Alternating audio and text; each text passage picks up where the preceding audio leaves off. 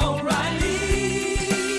You need parts? O'Reilly Auto Parts has parts. Need them fast? We've got fast. No matter what you need, we have thousands of professional parts people doing their part to make sure you have it. Product availability. Just one part that makes O'Reilly stand apart. The professional parts people. O'Reilly Auto Parts.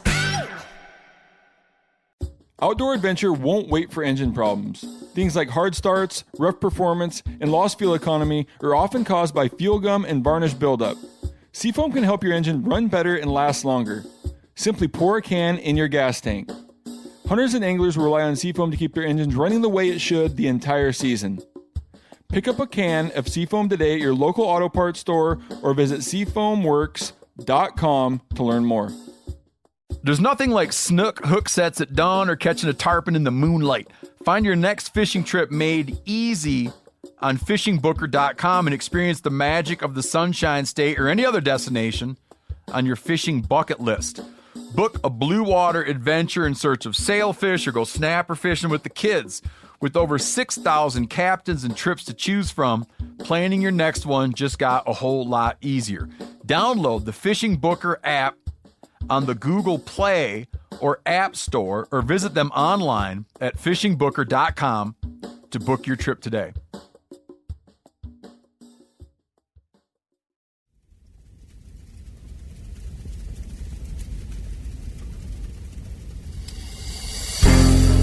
As a guide and hunter, I've spent thousands of days in the field. This show is about translating my hard-won experiences into tips and tactics that'll get you closer to your ultimate goal, success in the field. I'm Remi Warren. This is Cutting the Distance.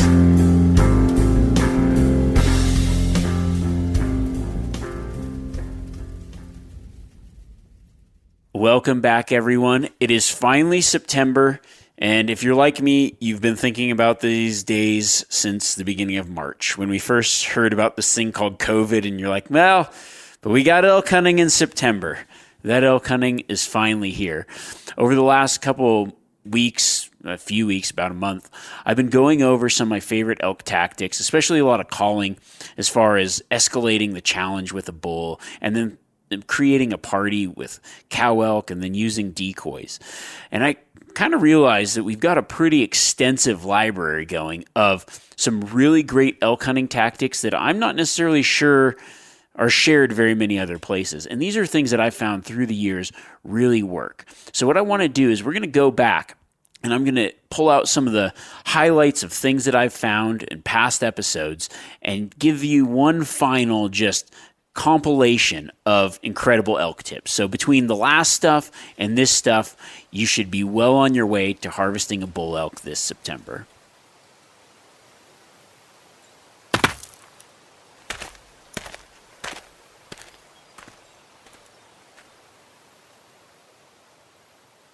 If I were to break down elk hunting into basic steps, step one, find the elk. If you can't find the elk, you can't hunt the elk. Now that seems pretty obvious, but whether you're going into a new area or maybe you're in an area you've hunted before or an area that you've scouted or planning on hunting and the elk just don't happen to be where you thought they were going to be or where you're hunting, what do? What I do is I pull out my mapping software and I do some e-scouting beforehand as well as while I'm in the field if I'm looking for new spots and things aren't panning out properly. Now I'm going to go over what I do on my Onyx map and the type of topo lines that I look for, the type of habitat that I look for, and how to key in on the things that elk need digitally so you can get out in the field and have a better chance of figuring out where they are in real life. So we're going to go back to episode 12, and I'm just going to pull out my phone on this episode and run you through what I'm looking for to find elk. So I'm going to open up my app right now, and then I'm just going to give you a quick rundown of the things that I'm looking at. So let's go for this. We're hunting elk. I'm going to grab a random unit in Montana, and then I'm just going to kind of look and say what I'm doing and what I'm looking for, just like I were planning out a hunt in an area that I've never been. Okay, so the cool thing about this app is it has the units, so I can start there. I've got the Onyx Hunt app open. I'm in Montana. I'm just randomly scrolling the screen so it lands on a unit.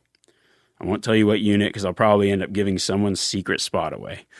But I've got the unit, so that's a start. Now, I'm looking for public ground because that's the kind of tag I have. I don't have access where I'm going, so I'm now going to be having the layers on that show me public and private ground. I always start my map at the topo level, okay? Because what I'm doing is I'm trying to key in on key features that really hold animals. When you think about finding, say, elk or any animal, they all need 3 key things. Doesn't matter if you're hunting antelope, sheep, whatever. They need the right habitat that sustains them. And for that, they need food, water, and cover. Or some kind of, as far as antelope go, they don't really use cover, but they need open is their cover because they use their eyesight. So you kind of just have to understand the animal a little bit, but you have to find the 3 things that create good habitat. Now, I'm looking for elk, so I'm going to find something that probably has food, water, and cover in a smaller area. Where I like to start is I like to start looking at ridges, finger ridges, and head basins. So I'll define those for you. A ridge is just anywhere where we've got that descending elevation on the map. A finger ridge, let's say the ridge goes north-south from the top of a mountain down. A finger ridge would be anything that spurs down off of that. I'll explain that here in a little bit.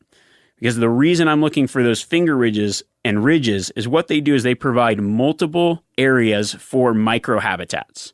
Things that include food, water, and cover. No matter which way the wind's going or the direction of the sun, they have a little bit of everything as well as provide multiple escapes for the animals. So it's a really safe place for them to hang out. So I'm going to start identifying these based on the topo lines. I'm going to pick a few areas that look really good. Another thing I'm going to look for is what I consider head basins. Head basins are a great area to really start focusing your search. Often there will be water running down the canyon, and then it offers the animals multiple bedding options based on the orientation of the hill. So think about a slope of a mountain. You've got the north face, and then you've got the south slope. So the south slope is the gentle slope. It's the one that gets the most sun. It often has the least amount of timber and often more feed. The north face is often more timbered and more shaded, which lends to good bedding. Now, if you have a head basin that includes both north and south slopes in one micro area, what that's doing is creating good habitat in a very small area. So late in the season, when it's cold, they can get sun, and when it's warm, they can get shade. They can just choose their bedding and feeding areas based on the time of year and other things. It also has food around, and it also probably most likely has water in the bottom. So they have everything they need right in this one little area. The other thing it offers multiple options for bedding depending on which way the area is going. Because when animals bed, they generally like the wind coming downhill onto their back, bedded in a way that it's more comfortable facing downhill so then they can look for danger down below. So if you have that in your mind, you can really start to pinpoint where they might bed depending on what the wind or thermals are doing for that day. Now that I've identified some good basins to look at, some good head basins, some good ridges, and some good finger ridges, what I'm going to do is I just now switch it to the hybrid map where it's got topo and satellite imagery together. So I picked this particular area, and just as I hoped, in this head basin, there's a nice, what I'm looking at right now is a ridge coming down. On the north slope is a big grassy opening. This is just looking at the map without any imagery ahead of time. I hit that and I have exactly what I'm looking for. A timbered north face, an open south face. It has water in the bottom and looks like prime elk country. Now from here, what I'll start doing is dropping pins and identifying spots where I believe elk will be or good spots where it looks like they might hang out. This will just remind me to check these spots out later. Now I'm going to switch back to the topo, and now I'm looking for areas where I can glass into this spot. So I'm looking for a knob or something where I might get a visual idea of somewhere I can get to and see this area, where to hunt from. A lot of times what I'll do is I'll take that same pin, go to Google Earth. Now I'm opening up my Google Earth app. I'm putting in my coordinates and I'm flying to that spot that I've identified. Now I've got a 3D look around where I can say, okay, I'm sitting right on this knob. What's it look like? Can I see from here? Am I going to have a good vantage? While it does change a little bit, it gives me a good idea of places to go and more of a real life feel of what it looks like once I've identified the spots that the animals like using the topo lines. From there, I go back to my Onyx app. I mark the spots that I want to glass from, hunt from, and there you have it. I have pretty much my recipe for the hunt before I even show up in the area. I've said it before, and I will say it many more times. The key to calling an elk, the key to being successful elk hunting is really understanding elk behavior. There's so many different scenarios that you can encounter based on the time of month, the place that you are, how the rut's picking up, even things like the moon cycles and the temperatures outside. It's all going to go into how the elk are behaving where you're at. And they might not be behaving how you want. So how do you take the scenario that you're given and turn that into success? Let's say it's hot out. Let's say you were bugling. You're planning on calling in a bull, getting him all rutted up. You throw out calls and you cannot get anything to respond. The elk are, well, quiet. How do you turn that into a successful hunt? We're going to go back to episode 5, and I'm going to share the way that you can coax in a silent bull with some cow calls. You really have to know what that bull wants that you're calling to. The reason that he's not calling back is probably because he might be a little bit afraid that another bull will just round up his cows, run him off, or fight him off. What he wants to do is he wants to come in silent and investigate first. And that is actually the majority of the elk out there. It's not because that elk knows you're a hunter calling to him. It's because that's what that elk is doing if other elk are in his area. There's a lot of ways to pinpoint these lone bulls. And there's a few places that you can start your focus on. So let's say it's just been a hard week of hunting. The elk are not making noise, okay? Where are we going to start? Well, let's pick a time. Are you hunting a little bit earlier in the season? Do you believe that maybe the peak rut hasn't kicked off yet? Or are you hunting what should be the peak rut? Maybe they're just really hooping it up in the middle of the night, but during daylight hours, they aren't making any noise. Let's start with early, okay? What are some places that bulls will go by themselves?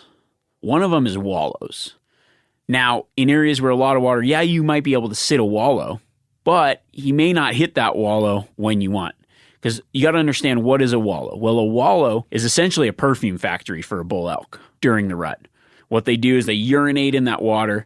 They roll around in the mud. That holds their scent on them. It's a way that they mark their territory, mark their bodies, create a aroma that when they run into that herd, they look beefed up, they smell good, and they're going to take those ladies. But that's also an easy to target elk with this kind of strategy because he is ready to be entertained by your fake harem. You got it? Another scenario is an area where you're seeing a lot of elk sign, maybe around the edge of a feeding area.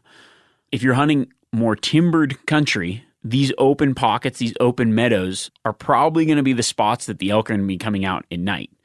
But if you aren't seeing them there in the middle of the day, they're off in the timber. However, if you create the illusion that the elk are out there now, like I did on that New Mexico hunt, you have a higher likelihood of drawing a bull that's hanging out in the timber out to investigate. These are curious elk that you're calling to, and they want to slip in, assess the situation, possibly pick off a cow to steal on their own with little to no confrontation. Now, it's not as fun as getting riled up bulls and bugling till your heart's content. I agree with that. There is a patience element that really sucks. And it's hard to be patient in an area where you aren't sure if there's elk. So you really have to pick your setups so you're not wasting your time calling to nothing. Ways that you do that are areas where you expect lone bulls to be and areas where you're seeing sign, but you just are not seeing the animals during daylight hours.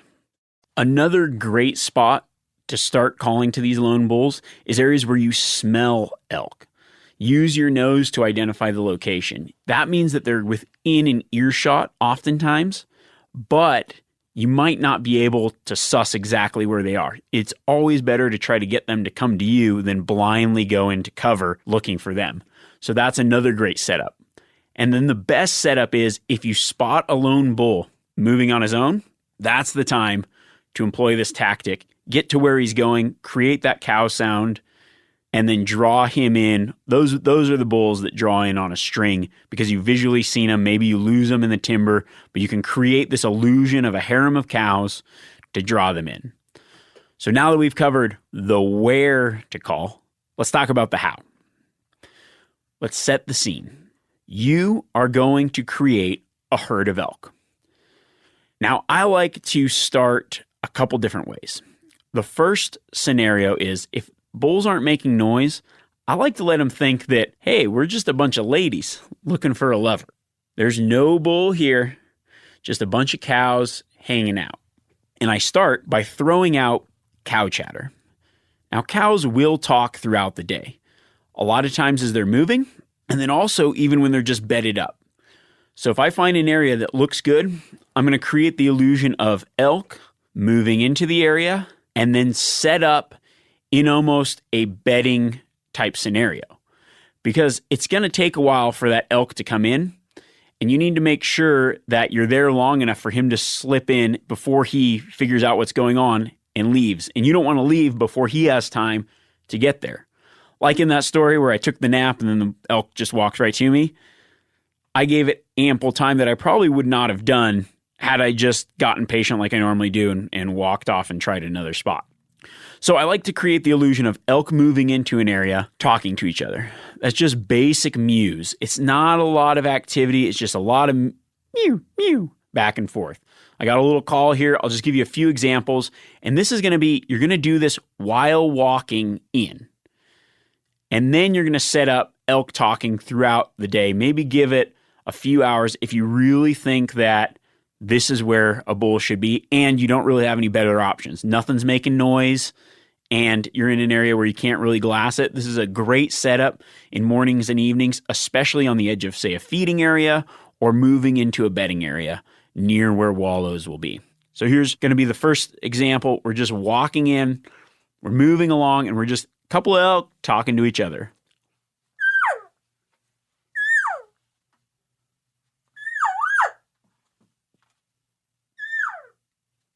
One of the tactics is just changing the direction that you're throwing those calls out. Sometimes I'll even have a couple different types of calls, maybe an open reed call or a diaphragm call, throwing out different sounds in different directions to sound like multiple animals moving through the woods. I'll give it a little bit, and then I'll get set up in an area where I'm going to create the illusion of a group of cows interacting with each other. This is going to be in hopes to draw a bull in to that particular location. I'm going to pick that location downwind of where I'm assuming the bull will come from. And that's really important because a lot of times when they come in, they're going to try to circle and catch your wind or smell the elk first. So you really want a good setup and really decipher, okay, what's the best location where a bull would be? And how do I put myself downwind of there to start my stationary calling? So we get set up.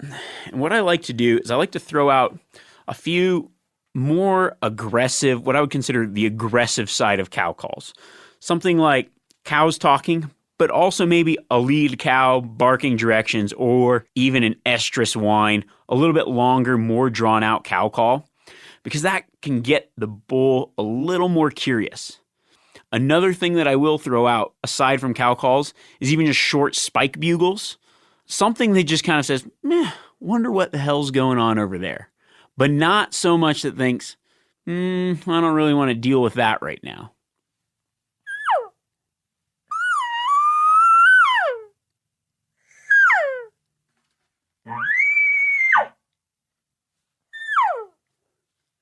Now, when I first get set up, I'll talk a lot. Throughout the period of time, I'll stop, I'll give a few calls here and there, and then ease up. Because what you want to do is hopefully catch his attention, but make him want to investigate. If the bull doesn't come in right away, very often will a bull walk in silent right away. However, you have to remember, go back to that story. If he's within earshot, he can probably pinpoint your exact location where you're calling from. And that is the key, because when you set up in that spot, you just have to be patient and hope that that bull hears you and he's going to come in when he feels like it's the opportune time. Maybe he needs some time to wallow. Maybe he needs some time to think about it. Maybe he's just going to take his time to investigate. But if you're in the right location, it's really hard for a bull that's by himself to pass that up. There's so many times where I've been hunting on my own or guiding, and the weeks just seem unaction-packed. But by doing these tactics and these simple little scenarios, I'm able to find success and call in a ton of elk. A lot more than you'd think when you're talking to other people and they go, man, that was a slow week. The rut's not kicked off. I think to myself, yeah, but I got something in my bag of tricks that's going to work. And whether the elk want to play or not, I know that by setting up that scenario and calling to the elk that's going to come in silent, I can still be successful. One last little tip to add to this realistic setup, which worked really well for me when I was guiding in New Mexico, and I would really concentrate this type of approach in good feeding areas, is I would essentially set up this illusion of cows by calling near feeding areas. Now, these feeding areas would be bigger meadows. The trouble with that is elk, a lot of times the bulls would circle and stay in cover and look in there. So what I started doing was I started setting up like foldable Montana decoys, 1 or 2, off kind of where I was, slightly in the timber, so they couldn't catch the whole animal at once. But it gave them a visual cue to come my direction. That actually really brought in a lot more elk that would cruise and kind of think something was hinky, but that caused a lot more animals to commit to coming within bow range. I would say the large majority of the elk that I've tricked that way, I've had the decoy out because it gives them a focal point. Also, if you're calling, it lets them focus on what they see and not you as the shooter/caller drawing back trying to get a shot. This is also a really good tactic if you're hunting by yourself. Bugling to a bull is my hands down favorite way to hunt elk because it's so action-packed, but it's also quite difficult to do if you're alone. So this is a great tactic for mornings and evenings if you are hunting alone because it helps draw animals to you, but also doesn't give your position away if you're using it in combination with, say, an elk decoy. O'Reilly Auto Parts are in the business of keeping your car on the road. O'Reilly Auto Parts offer friendly, helpful service and the parts knowledge you need for all your maintenance and repairs. If you're confused about what part you need, like what wipers are going to be the best, what replacement headlights are going to be the best, go into O'Reilly and talk to the people that work there because they're great and they're super friendly and they'll get you squared away where you walk out knowing you got the right thing. They've got thousands of parts and accessories in stock, either in-store or online, so you never have to worry if you're in a jam. Do you need your windshield wipers replaced? You need a brake light fixed? You need some quick service? They'll help you find the right part or point you to the nearest local repair shop for help. The professional parts people at O'Reilly Auto Parts are your one-stop shop for all things auto do-it-yourself, and you can find what you need in-store or online. Stop by O'Reilly Auto Parts today or visit us at O'ReillyAuto.com/MeatEater. That's O'ReillyAuto.com/MeatEater. We've all seen plenty of gadgets and fads come and go, but here's one product that stood the test of time: Seafoam Motor Treatment. Lots of hunters and anglers know that Seafoam helps engines run better and last longer. It's really simple. When you pour it in your gas tank, Seafoam cleans harmful fuel deposits that cause engine problems. I'm talking common stuff like hard starts, rough engine performance, or lost fuel economy. Seafoam is an easy way to prevent or overcome these problems. Just pour a can in your gas tank and let it clean your fuel system.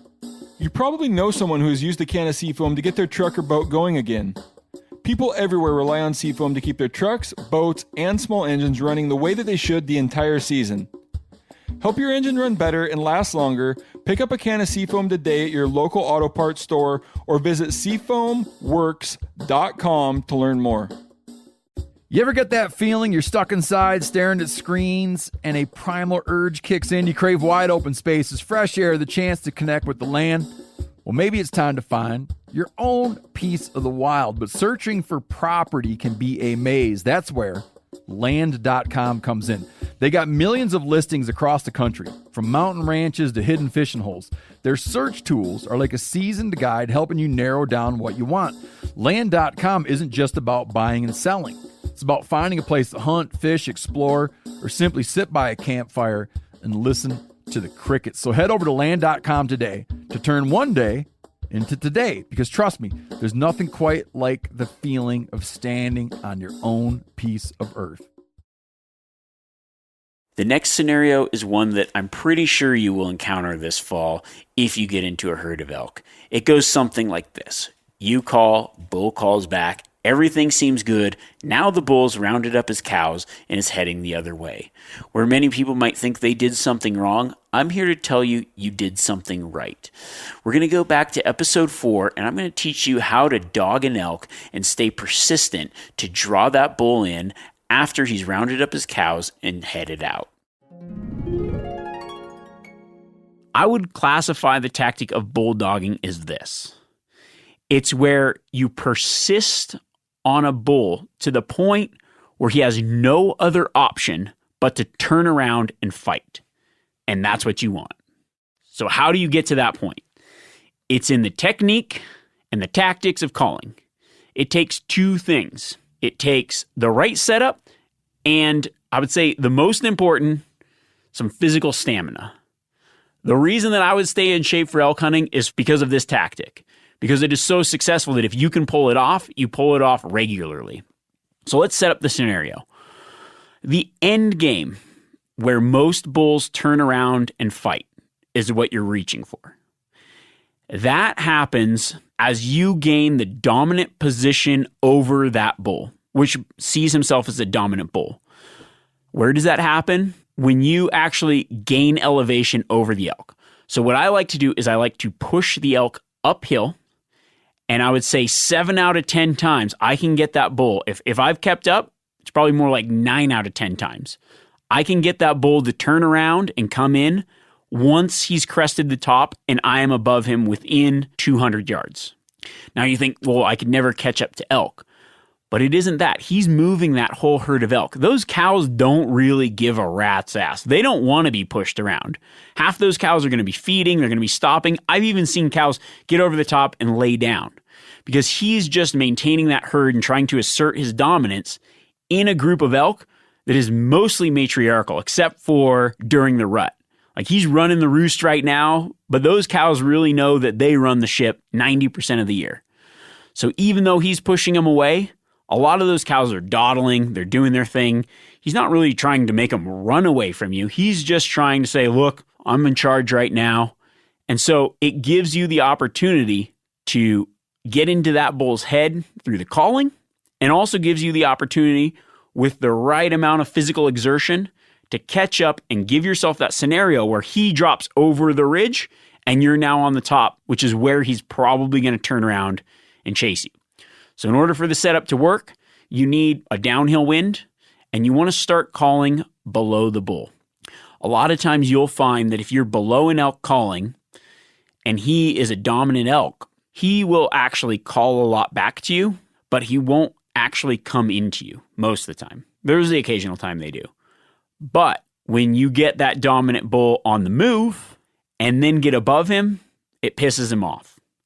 So I'm going to go through the calling techniques to get that bull to that pissed off point so it's going to work when you get to the top. You put in all that energy hiking, chasing after him. You want to make sure you do the right sequence to get him to turn around more often than not. So it starts out like this. Let's say the scenario is you call, he calls, you call, he calls, you're below him, the wind's going downhill, you've got the right setup. You're going to want him to push those elk uphill, those cows uphill, because they don't really like to go uphill. It's physically exhausting. He's going to be running around a lot, and he knows that's what's going to put him in a bad mental state when you get to the top. When I start out at a further distance, I like to sound small from a distance and sound big as I get closer. There's a reason for that. It's a mental game in his head. As he's pushing those elk, you want him to constantly scream back, I'm the boss. I'm the boss. But as you get closer, you want him to doubt what's happening. You want to now tell the elk, the cows around him, that you're the boss. You're the boss. So you want him to get brazen from a distance and then be bold as you get closer. So let's say it like this. The elk start moving, call. I'm doing more simple, drawn-out bugles, not a lot of emphasis into it to start. I'll let him build up. My first aggressive bugle is going to be as he's clearly moving in the direction I want. I'll start the chuckling sequence.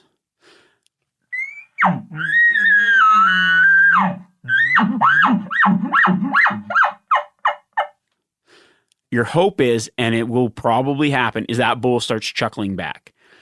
Now, this scenario works when the elk are kind of in a frenzy. You'll hear a lot of cow calling, you'll hear that bull bugling, and that's how you're going to be able to stay on these elk and follow them. As I get closer, I'm going to start throwing cow calls in the bull's distance through my bugle tube and bugles away from the bull. The reason is I want him to believe that there are cows. Like, let's say we're getting toward the top third of the hill. I want him to think, okay, there's still cows back there and the bull's behind. I want him to believe that the bull's further away than I actually am, because what that's going to do is that's going to slow him down. He's going to try to keep a certain distance from me, but if he thinks the bull's further away, that allows me time to catch up. Also, if he thinks there's cows where I'm at, that might give him the idea of, okay, I still have things to round up. Now, the play really comes in when you get to the top. Once you get over the top, he's lost whatever elk might have been behind. This is the point where I now throw out cow calls at the top, but switch the roles.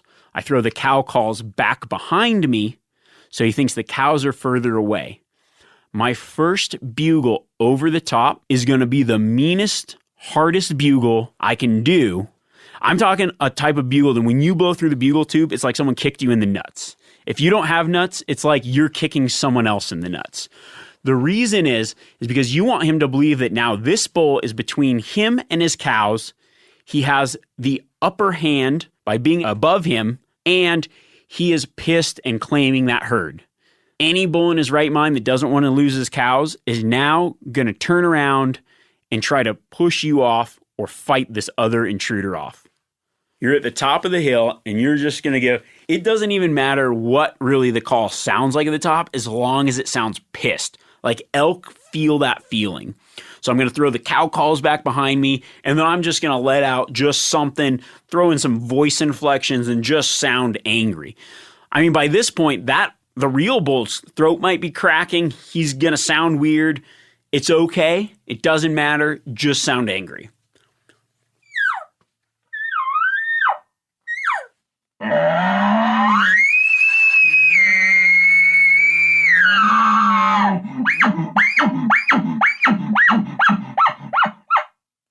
At that point, that bull below you should not like that. And you'll know. He'll turn around and he'll either come straight in or he'll let out a similar bugle, start raking, and then come in. That is your setup where you're going to get that bull. If you've made it to that point, congratulations, my friend. You just dogged that elk. Now, over the past month or so, I've been really diving into some really good ways to call in elk, from bugling and building that escalation to creating a party with a bunch of cow sounds. And when I was talking about that cow party, I also talked about making noises that sound like elk. So outside of those vocal bugles, mews, cow calls, bull calls, there's a lot of non-vocal sounds that are extremely important to drawing in a bull, and maybe the difference between having a bull hang up and bringing him right into bow range. Things like raking a tree, stomping the dirt, glunking, and other non-verbal sounds, even going as far as taking a leak on the ground. We're going to bring it back to episode 6, and I'm going to teach you how to entice a bull with those other sounds that elk love to make. I think a lot of people make a big mistake by, when they're calling, they're quiet. They're quiet back here, and the only sounds they're making are coming from the calls. But that's not what it sounds like when you get into a herd of elk. There's a lot going on. There's stick snapping. There's elk raking. There's a lot of sounds and noises that not only bode confidence that this is actually another elk, but there's sounds and noises that they use throughout the rutting process that do a number of things that incite other elk to have to come check it out. And that includes marking their territory, releasing pheromones, as well as talking in a way that isn't bugling or mewing to each other, that means certain things, especially during the rut, that means things like this cow's hot or I'm ready to breed. And those are the kind of noises that other bulls cannot resist, because that's when the action's going down. A big bull does not want to miss out on breeding a cow. He does also not want another bull to be into his turf.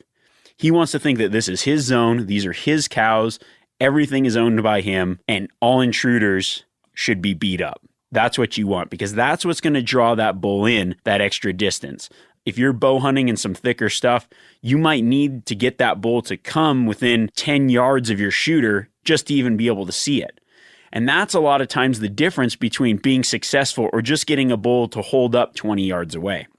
These other sounds, a lot of times, incite something in a bull's brain that makes him say, I need to get over there, I need to fight, this needs to be a confrontation, not just a screaming match. So what I want to do is just talk about the different sounds, when and how to use them. I think the first sound that I have to talk about, because it's one that I use nearly every time I'm interacting with a bull, is raking. Now, raking is, well, whitetails do it, mule deer do it, all deer species do some form of raking. But elk in particular, when you're calling back and forth, they'll rake their territory, marking what it does is releases their scent onto a tree, but also creates a visual marking, and it's a display of dominance. So a lot of times you'll be calling to a bull, and maybe you might be a long ways away. You might not even notice that that bull's raking in between calling back and forth to you. So the way a bull rakes is it's pretty loud and it's pretty vicious. He tries to kill that tree, and I do the same. Then after I rake, I let out a bugle, because I've seen elk do that in the wild more often than not. So it works like this. Most of the time I start the raking sequence when I get in and the bull's already fired up. When he's fired up, that's when he wants to show his dominance. So I pretend like I'm showing my dominance here as well. I'm saying, no, this is my area, not your area. I'll generally take a big stick and I try to find a tree that's live, because the sound is a little bit different if you use dead branches. So I get a big stick and I just scrape it up and down, thrashing this tree. Just imagine in your head a bull raking a tree, and then do the same with a stick. Sometimes I've even used my bugle tube for it. It makes not the same sound. A big stick is the best. I get it up against the base and I rake down. You really want to create the illusion by scraping down the tree, scraping up and down. If you just hit the outside of the branches, it's not the same. Get to the base of the tree, scrape, because the bull gets in there, gets close to the tree. His forehead's rubbing up against it. His scent's getting on that tree. His antlers are tearing it apart. You want to try to mimic that sound as best as possible. Now, as soon as I'm done raking, I often let out an aggressive bugle followed by chuckles. That seems to be what I've noticed real elk doing right after they scrape a tree. But that sound is something that causes the bull to want to come in and investigate. Like, who's marking my territory? Is this a small bull? He wants to see what's going on and why this bull is marking up his turf. So one side note about raking. It depends on the scenario, because you got to think of it like this. In the wild, when a bull's raking, other bulls will come and investigate. So you need to decide whether you want to be the bull that investigates or you want to be the bull that has the other bull come investigate you. A lot of times when you rake, another bull will rake. Or if I hear a bull raking, after he bugles, I'll wait maybe 30 seconds and then start raking on my own. Every scenario is different, but when a bull is raking, they're often distracted. If you know that he might be pulled away from the cows and there's not other eyes, that's the moment you want to run in, because you can probably get a shot or close the gap while he's raking. So you have to think of raking in two ways. When he's raking, you can be the bull that goes to him, or when you're raking, you might be in a scenario where you can't risk going to him, you need him to come to you. A few years ago, my buddy John and I were hunting in Nevada. We had a bull raking, and it was one of those deals where we kind of held back and we should have ran in. It turns out it was a giant bull, and he had just come to us, raked up a tree, and he never committed the rest of the way. So that's something, when you get a bull to actually start raking, he might just mark that territory, say, I've done it, and I'm out of here. So you have to really play it situationally, whether you want to be the bull that goes to him or he's the bull that comes to you. Just because he doesn't come to you doesn't mean that he doesn't think you're an elk. It just means that maybe he was expecting the exact opposite from you. So maybe his raking scared you away if you were a real elk. So you have to think of it like that and play it per scenario. But there are certain instances where the bull will not come in because he believes he's more dominant, and you might have a better opportunity at him if you are the one that moves to that bull. Now let's talk about some of the other sounds. There's a term that elk callers use, they call it glunking. And that's a really weird sound. It's often done through the bugle tube. But what this sound is, I've seen it many times in the wild, and these ideas are just from the way that I've seen elk using this sound. It seems to me like this sound is a sound that bulls make to communicate to a hot cow. Every time I've seen it, generally it's a bull running with his nose right up the butt of a cow or pushing a cow around or just trying to talk to one cow. This sound isn't a bugle. It's more of like a popping noise through a bugle tube or a oh, oh, oh, oh. So I'll make the sound through my bugle tube. Some people, the first time I learned to make the sound was just hitting the end of the bugle tube. So I'll give you an example so you can just kind of get it in your head what this sound might sound like. So just hitting the bugle tube. I think it sounds better if you just do it with your voice, or you get a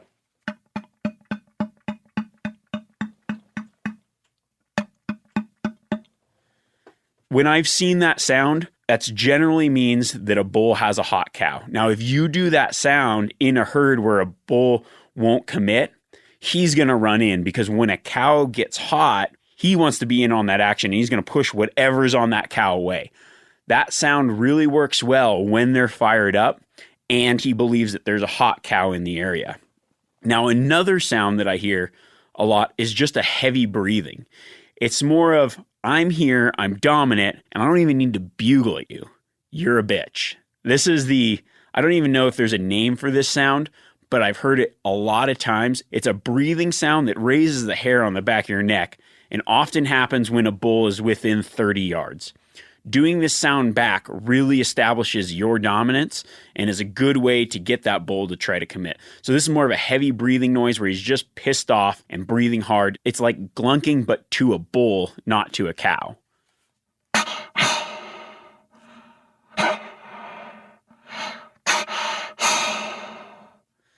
It's just heavy breathing. It's kind of like a snort wheeze for a whitetail. If you heard that, like... And it's just a bull pissed at another bull, and he's so close he knows, I don't need to bugle. And a lot of times that sound will incite the bull to fight. And if a bull makes that sound, I would say he's within 30 yards of where you're calling from. So that's something to keep in mind. If you hear that sound, be ready, that bull's really close. Now, if he doesn't come into that sound, I picked up this trick from one of the first outfitters I worked for up in the Swan Valley in Montana. Real thick country in there. And one day it was some of the best elk calling advice I ever got. It's when you call a bull, you visualize yourself as that bull. You have to get pissed off. You have to get fired up. You become that elk. And he's like, how many times you think about it? When an elk comes in, what's the first thing he does? He gets there, he rips up a tree, he's pissing all over himself. You have to be that bull. So he says, I'll even be calling, and I'll just start peeing on the ground. I go, really? And then the first time I tried it, I pulled the bull right through this small patch of conifers. I actually had a water bladder at the time, popped the tube off the hose and started pouring it on the ground. And that bull just came in fired up. It's those little sounds of, here's another bull marking his territory in my zone. Now that sound is a sound that you would make when you know that bull's within, I would say, 20 to 30 yards. That range that he's going to hear it, and he's going to believe that you're marking your territory. There's a hot cow in there combined with some of the other sounds, the glunking and the raking. And so that oftentimes when they're close and they won't come that extra little bit of distance is a noise you can make that will just send them over the edge and cause them to come in and looking for a fight. And a lot of times that's the difference between you telling your buddies, man, I had that bull right there. He was just 20 yards on the other side of some trees, but I couldn't move. I was pegged down. I couldn't get that bull to come in any closer. Well, try some of these other sounds, because a lot of these sounds are the sounds that are going to get that bull to come right into your lap and give you that shot you might not otherwise get. I really hope that through the course of this elk series, you've learned something about the behaviors of elk and really wrapped your mind around different possibilities, different opportunities to hunt, from wallows through bugling, cow calling, raking trees, and even just setting up and understanding what moves to make when elk do a certain thing. Now, a lot of this is going to make a lot more sense as you get out into the field and you start running into these scenarios, and give these tactics a really good try. I'm really looking forward to hearing how everybody does this fall. I know last year, a lot of the tips we threw out there, people came back and said this worked, and I got a lot of success pictures. Please send me those success pictures. Tell me those stories. I love to hear how these kind of things have helped you. I'm really excited with this thing that we've built out for elk hunting. Maybe you don't have an elk hunt planned this year. That's perfect. This is a great time now to start thinking about it, to start thinking on these tactics and start planning, maybe start scouting and finding areas. So it's something to think about for the future. But for those of you out in the field this September, I really hope that you can take some of these tactics and find success. Like I say, I'd love to hear about it.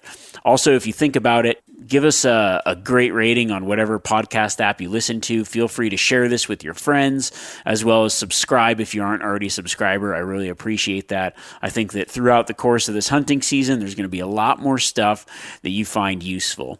Also, on the terms of useful, next week I'm just going to answer the things that you think are going to be useful. So we're going to be diving into a Q&A, and then we're going to jump into some other topics that I think are going to be very useful for the fall. That's all. That is a wrap for our elk series. Until next week, bugle on, Garth. Bugle on.